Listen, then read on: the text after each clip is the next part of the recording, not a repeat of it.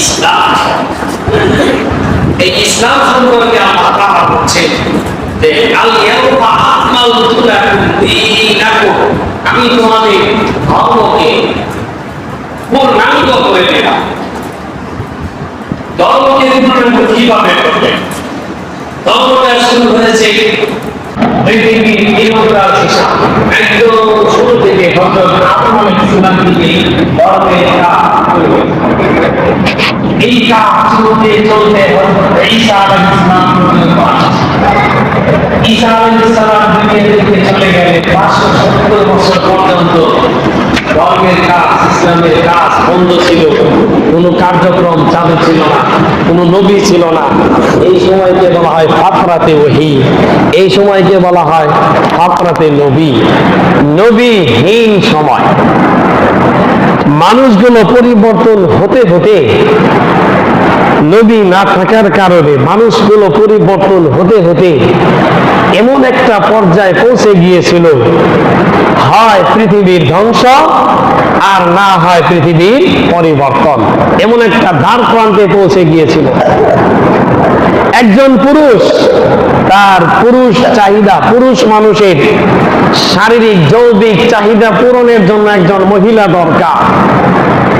এই মহিলা কার মা, কার বোন, কার স্ত্রী দেখার কোনো সময় নাই। মহিলা হলেই সেই যৌন চাহিদা পূরণ করত, এমন পর্যায়ে পৌঁছে গিয়েছিল মানুষ। এরপরে মানুষগুলো শুধু কি তাই, একটা মহিলার সাথে যৌন চাহিদা পূরণ করার পর এই মহিলার যখন পেটে বাচ্চা ধারণ করা 7 মাস হতো, 8 মাস হতো, তখন বড় করে একটা পার্টি দিত, পুরুষ মানুষের একটা সমাবেশ বসাতো। এই সমাবেশের মাঝখানে সেই 7 মাসের গর্ভবতী মহিলাকে আনা হতো, এনে সব পুরুষের সামনে এই মহিলাকে উলঙ্গ করা হতো। তারপর এই মহিলার পেটটা ফাড়া হতো, ফেরে এই বাচ্চা এবং মা দুইজনকেই সকল মানুষের সামনে হত্যা করা হতো।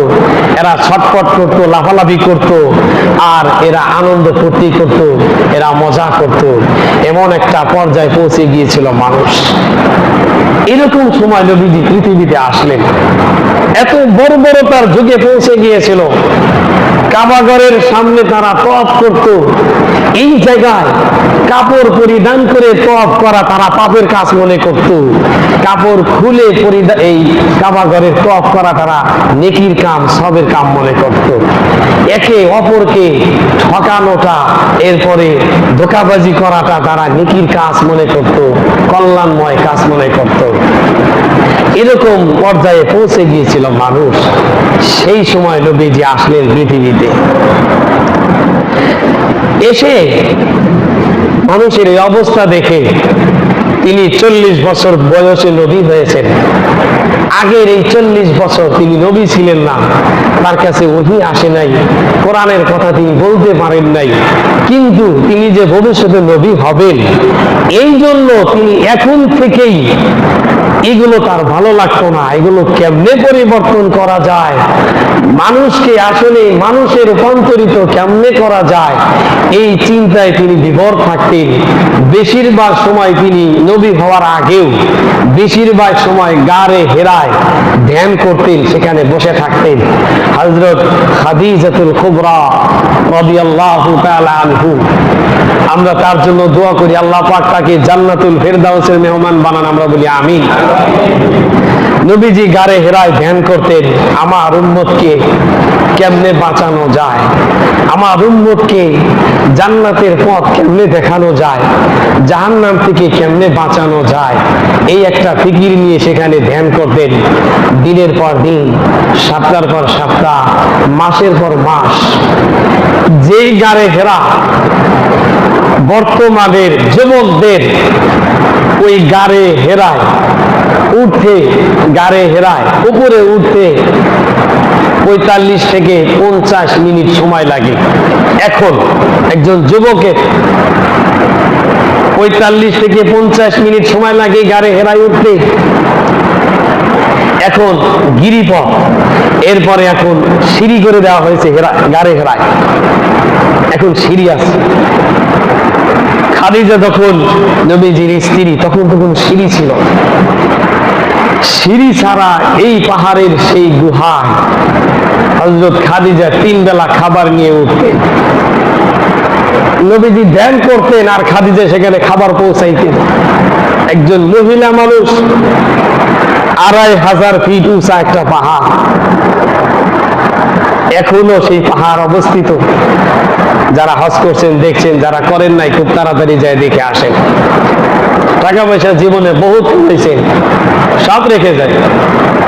এই যে বাংলাদেশ থেকে কত মানুষ হাজার হাজার কোটি কোটি মিলিয়ন ট্রিলিয়ন টাকা আত্মসাৎ করে খাওয়ার সুযোগ নাই। বলাইছে কি বলাই নাই? এটা কি বলছে? মরার চেয়ে বেশি বিপদে আছে। মরলে তো বাইচা যাইতো, মরেও নাই। আর একজন আবার পলানোর জন্য দাড়ি কাটছে, তাও ধরা পড়ছে। আপনারা কিছুই কইলেন না। কথা কি বিপক্ষে গেল? হ্যাঁ, মিথ্যা বলছি? মিডিয়া কি আমার হাতে? মিডিয়া কি আমি চালাই? এগুলো মিডিয়ার খবর। আমার চেয়ে আপনারা ভালো জানেন। আমি এই মোবাইল কেনার পরে এই যাবৎ পর্যন্ত এমবি তুলি নাই। এই যাবৎ পর্যন্ত এমবি তুলি নাই। আমার বিশেষ কোনো প্রয়োজন হলে আমি ওয়াইফাই এখানে আশেপাশে কোনো জায়গায় ওয়াইফাইয়ে যাইয়া আমার প্রয়োজনীয় বিষয়গুলো আমি নামাই দেখি। আমি এই যাবৎ পর্যন্ত এমবি তুলি না। আমার ফেসবুক, ইমো এগুলো কোনো কিছু চালাই না আমি। যারা আমার সাথে যোগাযোগ করেন আপনারা জানেন।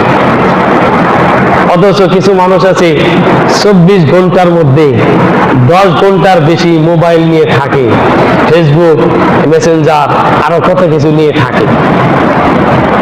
আপনারা আমার চেয়ে ভালো জানেন। এই যে হাজার হাজার কোটি টাকা আত্মসাৎ করছে, খাওয়ার সুযোগ হয় নাই। এই টাকাগুলো বাংলাদেশে বলে ফিরে আনবে শুনলাম। আনুক, বাংলাদেশ সমৃদ্ধশালী দেশ হবে ইনশাআল্লাহ। আল্লাহ পাক আমাদেরকে সঠিক বুঝ দান করেন, আল্লাহুম্মা আমিন। এই কথাগুলো এই জন্য বললাম, হাজার হাজার কোটি টাকা আপনি ইনকাম করছেন, হজ করলেন না, টাকা রেখে গেলেন, মক্কা মদিনার কিছুই দেখলেন না, কোরআন নাজিল হওয়ার কোনো জায়গা দেখলেন না, সাহাবায়ে কিরামের কবর দেখলেন না। এই টাকাগুলো রেখে যাবেন, আপনি খেতে পারবেন না। আপনার কোনো আত্মীয় স্বজন ছেলে নিয়ে খাবে আর পাপের কাজ করবে। আপনি কবরে থেকে সদগায়ে জারিয়া তো পাবেন না, গুনায়ে জারিয়া পাবেন। সুতরাং টাকা পয়সাগুলো সঠিক পথে ব্যবহার করার চেষ্টা করেন। আল্লাহ পাক তৌফিক দান করেন, আল্লাহুম্মা আমিন। যে কথা বলতেছিলাম, আল্লাহ পাক রাসূল করিম সাল্লাল্লাহু আলাইহি ওয়াসাল্লামের কাছে আয়াত নাজিল করে বলছেন, আল ইয়াউমা আকমালতু লাকুম দীনাকুম, আমি ধর্মকে পরিপূর্ণ করে দিয়েছি। হযরত আদম আলাইহিস সালাম থেকে ধর্ম শুরু হয়েছে, ধর্ম শেষ হয়েছে মুহাম্মদুর রাসূলুল্লাহ সাল্লাল্লাহু আলাইহি ওয়াসাল্লামের কাছে এসে। এজন্য আল্লাহ পাক বলছেন, আমি নবীর মাধ্যমে ধর্মকে পূর্ণাঙ্গ করে দিয়েছি। বলেন আলহামদুলিল্লাহ। আমাদের নবী পূর্ণাঙ্গ ধর্মের নবী, আলহামদুলিল্লাহ। আমরা পূর্ণাঙ্গ ধর্মের উম্মত, আলহামদুলিল্লাহ। মুহতারাম হাজিরিন, এরপরে আল্লাহ পাক বলছেন, ওয়া আতমামতু আলাইকুম নি'মাতি, আমি আমার নিয়ামতকে পরিপূর্ণ করে দিয়েছি। আলহামদুলিল্লাহ বলে আল্লাহ নিয়ামত পরিপূর্ণ করে দিয়েছেন। আল্লাহ পাকের নিয়ামত কি? নিয়ামত হচ্ছে একজন মানুষ বিপদে পড়ছে, বিপদে পড়লে যা প্রয়োজন তা আল্লাহর পক্ষ থেকে আসার নামই হচ্ছে নিয়ামত। আমরা দুনিয়ায় বসবাস করতে যত ঘটনা ঘটবে, সব ঘটনার আসমানি ফয়সালার নাম কি? নিয়ামত। আসমানি ফয়সালার নাম কি? আর আসমানি ফয়সালা কিসের মাধ্যমে? কোরআনের মাধ্যমে। এই জন্য আল্লাহ পাক বলছেন, আমি আমার নিয়ামত পূর্ণাঙ্গ করে দিয়েছি, পরিপূর্ণ করে দিয়েছি। অর্থাৎ নবীর মাধ্যমে আসমানি ওহী নাজিল হওয়া পূর্ণাঙ্গ হয়েছে। কোরআন একটি পূর্ণাঙ্গ গ্রন্থ, ঐশী গ্রন্থ আল কোরআন। আল্লাহ পাক আমাদেরকে পূর্ণাঙ্গ একটি কিতাব দিয়েছেন, আমরা বলি আলহামদুলিল্লাহ। আল্লাহ রাব্বুল আলামিন যত নিয়ামত দিয়েছেন আর যত নিয়ামত দিবেন, সমস্ত নিয়ামতের মধ্যে কোরআনুল কারীম সবচেয়ে বড় নিয়ামত। এর চেয়ে বড় কোনো নিয়ামত হয় না। এই জন্য আল্লাহ পাক বলছেন, ওয়া আতমামতু আলাইকুম নি'মাতি ওয়া রাদিতু লাকুমুল ইসলাম দীনা। আমি তোমাদেরকে নিয়ামত পরিপূর্ণ করে দিয়েছি। আমার যে কথাটা বলা উদ্দেশ্য, ওয়া রাদিতু লাকুমুল ইসলাম দীনা। ইসলাম শব্দ আছে না নাই? আমরা কথা বলতেছি কোন বিষয় নিয়ে? সবাইকে বলতে হবে কোন বিষয় নিয়ে? আমরা ইসলাম নিয়ে কথা বলতেছি। আল্লাহ পাক বলছেন, ধর্ম হিসাবে আমি ইসলাম ধর্মের উপরে সন্তুষ্ট। সুবহানাল্লাহ, আলহামদুলিল্লাহ। আমরা এমন একটা ধর্মে বসবাস করি, এমন একটা ধর্মের মানুষ, যেই ধর্মের উপরে সন্তুষ্ট কে? আসমানের মালিক, জমিনের মালিক, সার্বভৌমত্বের যিনি মালিক, আল্লাহ রাব্বুল আলামিন। আলহামদুলিল্লাহি রাব্বিল আলামিন, যিনি জগৎ সমূহের মালিক। এজন্য আমরা আবারও বলি আলহামদুলিল্লাহ। আমরা পূর্ণাঙ্গ ধর্ম পেয়েছি, পূর্ণাঙ্গ নিয়ামত পেয়েছি এবং পূর্ণাঙ্গ ইসলাম পেয়েছি। এতে সন্তুষ্ট না অসন্তুষ্ট? খুশি না বেজার? খুশি। কেমন খুশি? বেশি না কম? আমরা আলহামদুলিল্লাহ বলে খুশি প্রকাশ করি। আলহামদুলিল্লাহ। ইসলাম কারা গ্রহণ করতে পারে, এই বিষয় নিয়ে আমরা কথা শুনবো। আল্লাহ রাব্বুল আলামিন বলেন, ফামান ইউরিদিল্লাহু আন ইয়াহদিয়াহু ইয়াশরাহ সাদরাহু লিল ইসলাম। আল্লাহ পাক যাকে পছন্দ করেন সেই মাত্র ইসলাম গ্রহণ করতে পারে। বলেন আলহামদুলিল্লাহ। আমরা খাটো হতে পারি, লম্বা হতে পারি, চিকন হতে পারি, মোটা হতে পারি, কালো ফর্সা, যাই হই না কেন, আল্লাহ পাক আমাদেরকে পছন্দ করছেন। এই জন্যই আমাদেরকে মুসলিম হিসাবে কবুল করছেন। আলহামদুলিল্লাহ। এক জায়গায় পাত্রী সাজাইতেছে, বউ সাজাইতেছে। যে পাত্রীটা সাজাইতেছে তৎকালীন সময়ের বিশ্ব সুন্দরী। বান্ধবীরা সাজাইতেছে, সাজানোর পরে বলছে, একটা সেলফি তুলি। সেলফি তুলতেছে। আর এক বান্ধবী বলতেছে, খুব ভালো লাগে, খুব সুন্দর। একজনে ভালো লাগে বলতেছে, একজনে সুন্দর বলতেছে, খুব চমৎকার লাগে বলতেছে, এক একজন এক একটা বলতেছে। পাত্রী শুধু কান্না করে, কান্দে আর কান্দে। পাত্রী কোনো বান্ধবীর কথায় খুশি হয় না, পিতা মাতার কথায় খুশি হয় না, শুধু চোখে পানি আর পানি। এক বান্ধবী জিজ্ঞাসা করছে, কি রে, আমরা তো এত প্রশংসা করি, তোকে এত ভালো লাগে, এত সুন্দর লাগে, তারপরে তুই কান্না করিস কেন? সমস্যাটা কি? সমস্যা, পাত্রী বলছে যে, দেখো, তোমরা আমাকে যতই পছন্দ করো, যতই ভালোবাসো, যতই সুন্দর করে সাজাও, যিনি আমাকে বিবাহ করবেন তিনি যদি পছন্দ না করেন, তোমাদের হাজার মানুষের সুন্দর বলায় আমার কোনো লাভ না। আমাদের টাকা পয়সা, ধন সম্পদ যতই থাকুক না কেন, ডিগ্রি আমার যতই থাকুক না কেন, আত্মীয় স্বজন আমার যতই থাকুক না কেন, আল্লাহ রাব্বুল আলামিন মাওলা পাক যদি আমাদেরকে পছন্দ না করেন, আত্মীয় স্বজন, টাকা পয়সা, বাড়ি গাড়ি দিয়ে আমাদের কোনো লাভ আছে? কোনো লাভ আছে? কোনো লাভ নাই। সুতরাং আল্লাহ তাআলা বলছেন, আমি যাকে পছন্দ করি তাকেই ইসলামের পথে কবুল করি। আবারও বলি আলহামদুলিল্লাহ। এরপরে আল্লাহ রাব্বুল আলামিন বলেন, وَمَن يُرِدْ أَن يُضِلَّهُ يَجْعَلْ صَدْرَهُ ضَيِّقًا حَرَجًا كَأَنَّمَا يَصَّعَّدُ فِي السَّمَاءِ।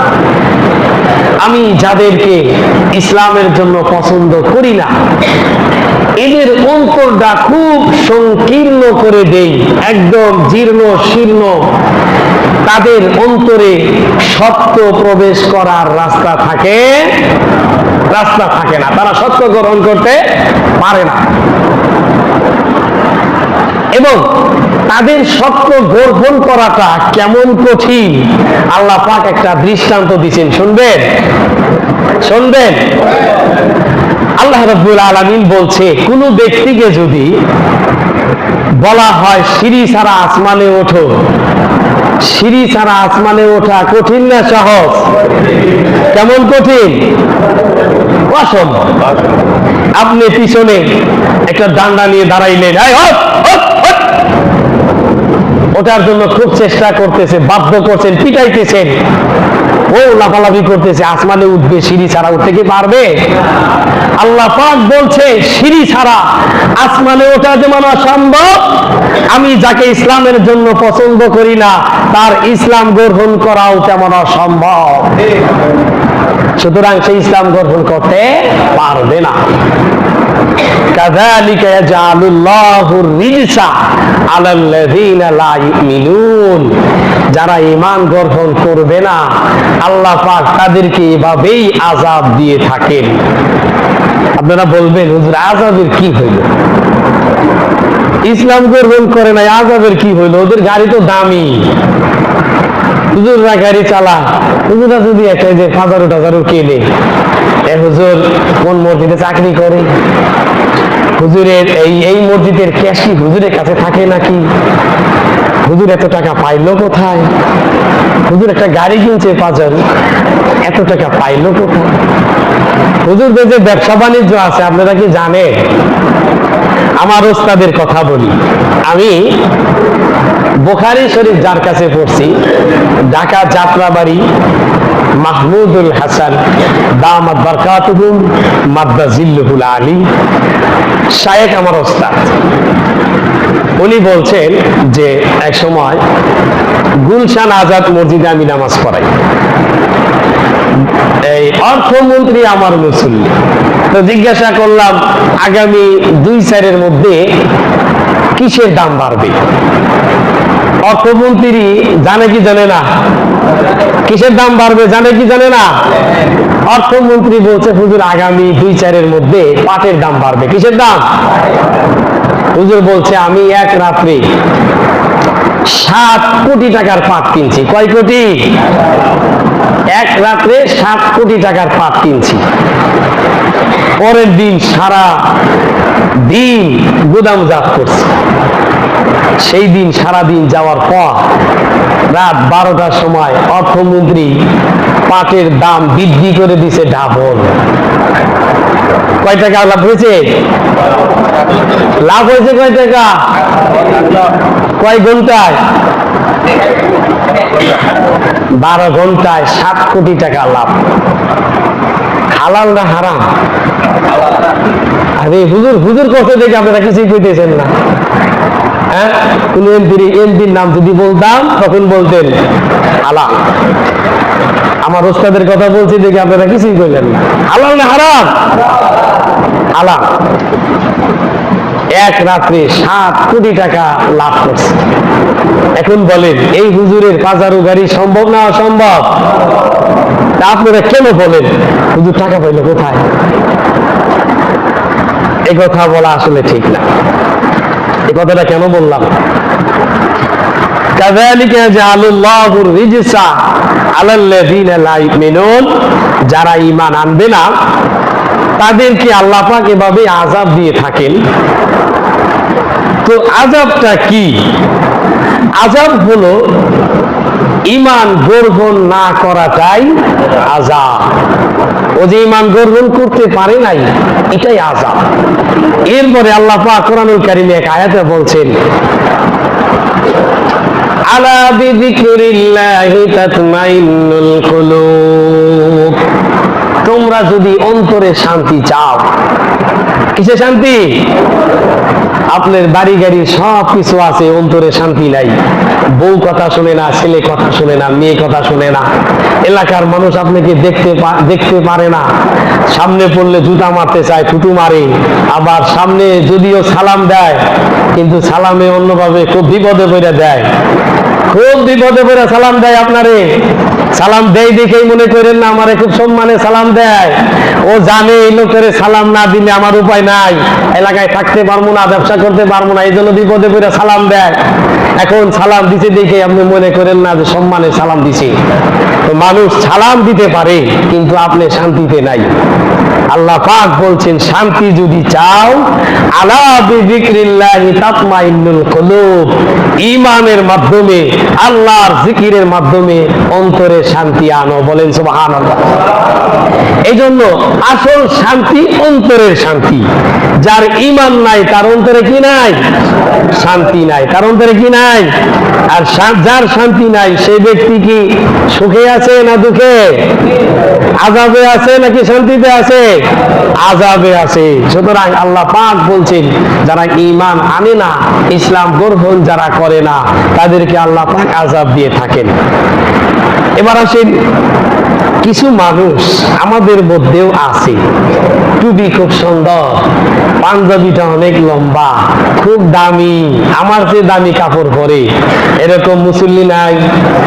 আমার চেয়ে দামি কাপড় পরে, খুব সুন্দর জামা, সুন্দর টুপি, আমার চেয়ে বড় দাড়ি। এরপরে আল্লাহ পাক বলছেন ওর শুধু উপরেই মুসলিম, ভিতরে ঝামেলা, দাল মে কুছ কালা হে, ভিতরে ঝামেলা আছে। এরকম মুসল্লি সম্পর্কে, এরকম ইসলাম যারা মানে তাদের সম্পর্কে আল্লাহ পাক বলেন ইয়াহলিফুনা বিল্লাহি মা ক্বালু ওয়ালাকাদ ক্বালু কালিমাতাল কুফরি ওয়া কাফারু বা'দা ইসলামিহিম ওয়া হাম্মু বিমা লাম ইয়ানালু। আল্লাহ পাক বলেন এরকম দাড়ি টুপিওয়ালা কিছু মুনাফিক মার্কা মুসল্লি আছে, তারা কসম খেয়ে বলে আমরা ইসলামের বিরুদ্ধে কোনো কথা বলি না। নবী করিম সাল্লাল্লাহু আলাইহি ওয়াসাল্লামের যুগে যত মুনাফিক ছিল, এদের দাড়ি টুপি সব ছিল, দেখতে পাক্কা মুসলিম মনে হতো, কিন্তু ভিতরে ঝামেলা ছিল। এদের লিডারের নাম ছিল আব্দুল্লাহ ইবনে উবাই ইবনে সুলুল। এই আব্দুল্লাহ ইবনে উবাই ইবনে সুলুল সে বহু ষড়যন্ত্র এবং চক্রান্ত করেছে নবীর বিরুদ্ধে, হযরত সাহাবায়ে কেরামের বিরুদ্ধে। একবার সিদ্ধান্ত নিছে আমরা এবার তাবুকের যুদ্ধ থেকে মদিনায় গিয়ে পৌঁছতে পারলে আমরা এই করব, মদিনার গরিব দুঃখী যে মুসলিম আছে তাদেরকে মদিনা থেকে বের করে দেব। এবার বলেন গরিব দুঃখী মুসলমানকে মদিনা থেকে বের করে দিবে, কাজটা ভালো না খারাপ? ইয়াকুলুনা লা ইরজানা ইলাল মাদিনাতি লা ইউখরিজান্নাল আ'আজ্জু মিনহাল আযাল, আমরা মক্কা থেকে, মদিনা থেকে গরিব মুসলিমদেরকে বের করে দেব। নবীজির কাছে ওহী নাজিল হলো যে আব্দুল্লাহ ইবনে উবাই ইবনে সুলুল তো মদিনা থেকে সাহাবায়ে কেরামকে বের করে দিতে চায়। নবীজি আব্দুল্লাহ ইবনে সুলুলকে ডাকলেন, আব্দুল্লাহ ইবনে উবাই, তুই নাকি মক্কা মদিনা থেকে আমার সাহাবায়ে কেরামকে বের করে দিতে চাস? আব্দুল্লাহ ইবনে উবাই ইবনে সুলুল বলছে, আল্লাহর কসম করে বলছি আমি কোন সাহাবীকে মদিনা থেকে বের করতে চাই না। আল্লাহ পাক বলেন ওয়ালাকাদ ক্বালু কালিমাতাল কুফরি, ও কসম যতই খাক না কেন ও তো কুফরি কথা বলছে।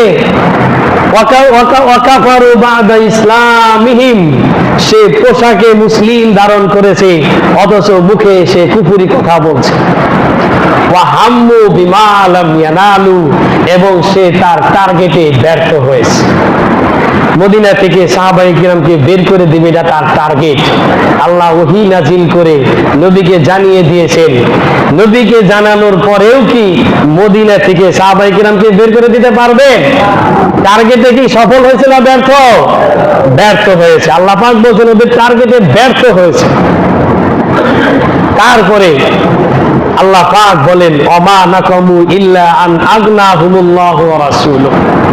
এবার শুনেন, এই আব্দুল্লাহ ইবনে উবাই ইবনে সুলুল নবীজি মদিনায় আসার কারণে এক সময় মদিনার মানুষেরা খাদ্যের অভাবে, বস্ত্রের অভাবে, টাকা পয়সার অভাবে একদিন খাইতো, 2 দিন খাওয়া পাইতো না, অনেক কষ্টে দুর্দশায় তাদের জীবন কাটতেছিল। নবীজি মদিনায় আসলেন, বরকত শুরু হয়ে গেল। আপনারা জানেন নবীজি কেমন বরকতপূর্ণ মানুষ ছিলেন। ওই যে হযরত হালিমাতুস সাদিয়া মক্কায় বাচ্চা আনার জন্য গিয়েছিলেন, সর্বশেষ হালিমাতুস সাদিয়া যখন কোনো শিশু পাইলেন না, নবীকে নিলেন। যেই নবীকে কোলে নিলেন, সঙ্গে সঙ্গে হালিমাতুস সাদিয়ার স্তনে দুধ দিয়ে ভরে গেছে, দুধ টস টস করে পড়া শুরু হয়েছে।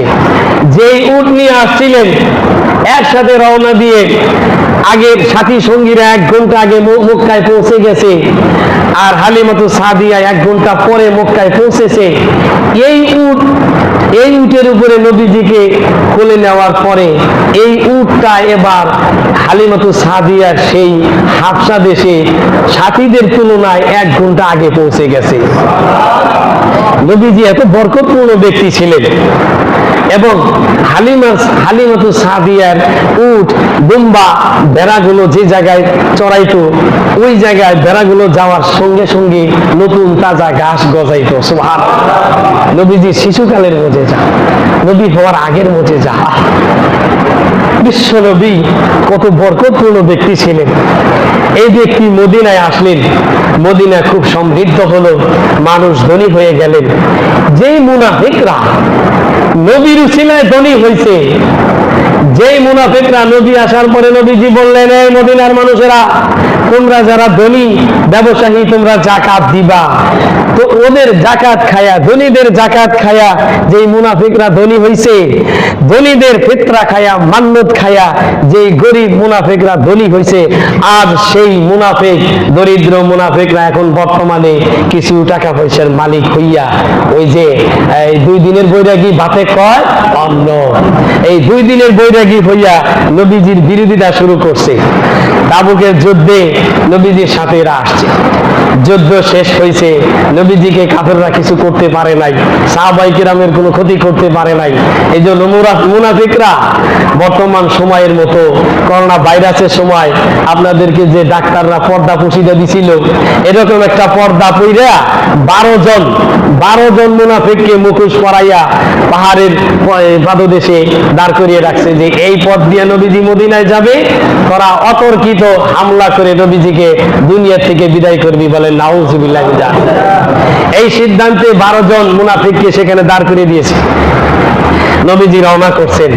হযরত হুযায়ফাতুল ইয়ামান রাদিয়াল্লাহু তাআলা আনহু তিনি দেখতে পাইছেন, নবীজিকে বললেন ইয়া রাসূলুল্লাহ, এই যে মুনাফিক। নবীজির যুদ্ধের প্রয়োজন হয় নাই, একটা আওয়াজ দিয়েছেন, একটা আওয়াজ, আল্লাহ পাকের নবীর মুজিজা। একটা আওয়াজে কাফেররা যার যার মতো জুতা, এরপরে পরনের কাপড় ধুইয়া দৌড়, জীবন নিয়ে দৌড়। এই যে আমাদের দেশের কিছু মানুষ কোন রকম জীবন নিয়ে ইন্ডিয়া গেছে, কোন রকম জীবন নিয়ে আমেরিকা গেছে, কোন রকম। একজনের দেখলাম আমেরিকায়ও দৌড়ছে, আমেরিকায়ও ছাড় নেই, দৌড়ে বসছে। একবারে 15 বছরের হিসাব চাইতেছে, 15 বছরের হিসাব দে। মুনাফিকরা দৌড়, যার যার মতো দৌড়। এই জন্য আল্লাহ পাক বলছেন আমানাকুমু ইল্লান আগনাহুমুল্লাহু ওয়া রাসূলুহু মিন ফাদলি। যারা নবীর দয়ায়, আল্লাহ পাকের দয়ায় ধনী হয়েছিল, তারাই আজকে নবীর বিরোধিতা করে। এই যে নির্বাচনের আগে হুজুর দোয়া করেন, আমি গত নির্বাচনের আগে চান্দুর এক মসজিদে ইমামতি করতাম। আমার কাছে একজন এসে বললো হুজুর একটু দোয়া করেন। আমি এবার নামাজের পরে দোয়া করে দিলাম, আল্লাহ সে যদি উপযুক্ত হয় আপনি বানাইয়া দিয়ে। নামাজের পরে বলছে হুজুর এই দোয়াই হবে না, আমার মাথায় একটু হাত দিয়ে দোয়া করে দিন। মাথায় হাত দিয়ে দোয়া করে দিলাম। নির্বাচনের পরে নির্বাচিত হইয়াই সর্বপ্রথম আক্রমণ করছে এই হুজুরে এই মসজিদে রাখা যাবে না। আমার দোয়ায় একটা কিছু হইয়া আমাকে মসজিদে রাখা যাবে না। এই যে কোরআনে বলছে, কার খায়া কার বিরোধিতা করেন দেখছেন। সুতরাং আল্লাহ বলছে ভুল স্বীকার করে, নত স্বীকার করে, নাক সেচর দিয়ে তওবা কর, খায়রুল লাহুম, তোর জন্য কল্যাণ আছে। ওয়া ইয়াতুবু ওয়া ইয়াতাওয়াল্লাউ ইউআযিবুহুমুল্লাহ, যদি তওবা না করস আযাবান আলীমা, কঠিন আযাব আসবে। ফিদ দুনিয়া ওয়াল আখিরা, আযাব দুনিয়াতেও আসবে। আযাব আসছে না আসে নাই? দেখছেন কি দেখেন নাই? অফিল আখিরা, আযাব আখিরাতেও আসবে। দুনিয়া তো স্যাম্পল, এক দেশ থেকে অন্য দেশে গেলেই বাঁচা যায়। আখিরাতে কি কোনো দেশ আছে? কোনো দেশ আছে? মুক্তির কোনো রাস্তা আছে? ওমা লাহুম ফিল আরদি, আল্লাহ বলছেন পৃথিবীতে নাই তাদের জন্য মিন ওয়ালিয়্যি ওয়ালা নাসির, কোনো অভিভাবক এবং কোনো সাহায্যকারী। যার শক্তিতে আমরা এত কিছু করছিলাম, সেই অভিভাবক কি আছে? আছে? কোনো অভিভাবক নাই, দুনিয়াতেই নাই। যার যার জানিয়া টানাটানি, আখিরাতে, আখিরাতে অভিভাবক। ওমা লাহুম মিন নাসির, আর আখিরাতে কোনো সাহায্যকারী থাকবে না। সুতরাং ইসলামের বিরোধিতা নতুন কিছু? নতুন কিছু? আগে ছিল কি ছিল না? সাথী যা কর রহে হে আগার সে দায়েম রোজ, সেই পৃথিবীর আবহমান কাল থেকে ইসলামের শত্রু ছিল, আছে, ভবিষ্যতেও থাকবে। সেরারে চেরাগে মুস্তাফা বি সেরারে দায়েম রোজ, কিন্তু সেই ঘূর্ণিঝড় আর টর্নেডোর মধ্যেও বিশ্বনবীর চেরাগ টিন টিন করে জ্বলতেছে, জ্বলবে ইলা ইয়াউমিল কিয়ামা, কিয়ামত পর্যন্ত জ্বলবে ইনশাআল্লাহ। এই জন্য শত্রুতা করে কোনো লাভ নাই, পারবেন না সাকসেস হতে। ইসলাম ছিল, আছে, থাকবে ইনশাআল্লাহ। ইসলামের বিজয় আসবেই আসবে ইনশাআল্লাহ। আল্লাহ পাক আমাদেরকে ইসলাম পরিপূর্ণ বুঝার, আমল করার তৌফিক দান করেন। আল্লাহুম্মা আমিন। ওয়া আখিরি দাওয়ানা আনিল হামদুলিল্লাহি রাব্বিল আলামিন।